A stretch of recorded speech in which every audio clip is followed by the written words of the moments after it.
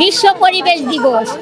তো এই পরিবেশ দিবসে আমরা এর আগেও অনেকবার যে পলিথিন আছে, যে বিভিন্ন প্লাস্টিক আছে, এগুলোর জন্য এর আগেও আমরা এরকম মানববন্ধন করছি এবং মিছিল করছি, কিন্তু পরবর্তীতে কোনো কিছুই চেঞ্জ হয় নাই।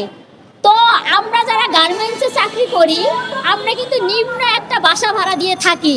সেই বাসায় দেখা যায় আশেপাশে যে প্লাস্টিক দিয়ে এবং পলিথিন দিয়ে অনেক নোংরা করে থাকে, অথচ সেই ময়লা আবর্জনা কিন্তু আমরা যে সামান্য যে ঘর ভাড়া দিয়ে থাকি, তো আমরা যারা গার্মেন্টস শ্রমিক আছি আমরাই বেশি ক্ষতিগ্রস্ত হচ্ছি, এবং আমাদের যে বাচ্চারা আছে বাসায় থাকে তারাও ক্ষতিগ্রস্ত হচ্ছে, এবং যে নদী নালা আছে সেগুলো হচ্ছে ভরাট করে গার্মেন্টস তৈরি হচ্ছে এবং কারখানা তৈরি হচ্ছে।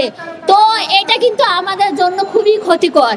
এবং যে পুকুর আছে, নদী নালা আছে, সেখানেও আমরা দেখছি যে বোতল, পলিথিন, বিভিন্ন আবর্জনা দিয়ে সেটাকেও ভরাট করে ফেলছে।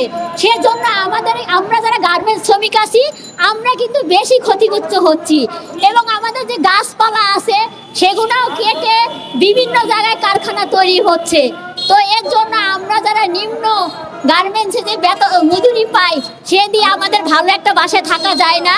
তো আমরা চাই সরকারের কাছে যে আমাদের যে আশেপাশে যে এই যে পলিথিন বা গাছগাছালা কাটানো হচ্ছে, যাতে আমরা গার্মেন্টস শ্রমিক একটু ভালোভাবে বাঁচতে পারি এবং ভালোভাবে থাকতে পারি, এটাই আমার সরকারের কাছে আবেদন।